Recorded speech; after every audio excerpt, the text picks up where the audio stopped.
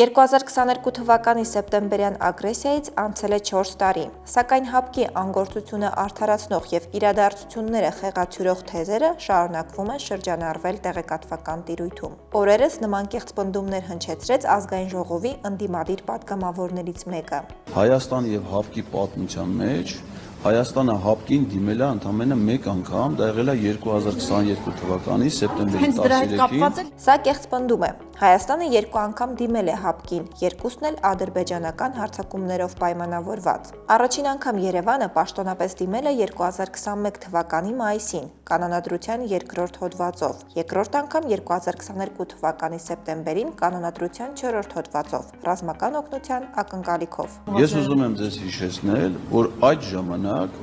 ՀԱՊԿ նախագահող երկիրն էր Հայաստանը։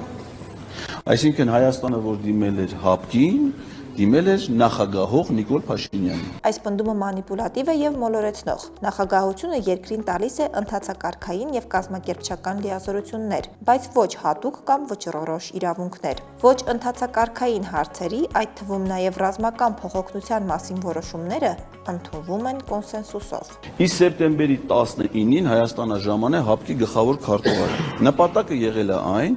որ գնահատվի Հայաստանի կարողությունները, պահանջները, որ ըստ այդմ մշակվի առաջարկությունների փաթեթ Հայաստանին օգնություն տրամադրելու համար։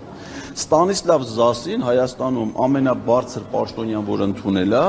եղել է զինված ուժերի գլխավոր շտաբի պետը, պաշտպանության նախարարը չի ընդունել, արտաքին գործերի նախարարը չի ընդունել, վարչապետը չի ընդունել։ Պատերազմից հետո։ Այո, սեպտեմբերի 19-ի Ստանիսլավ Զասի այցից հետո։ Հիմա ասում եմ,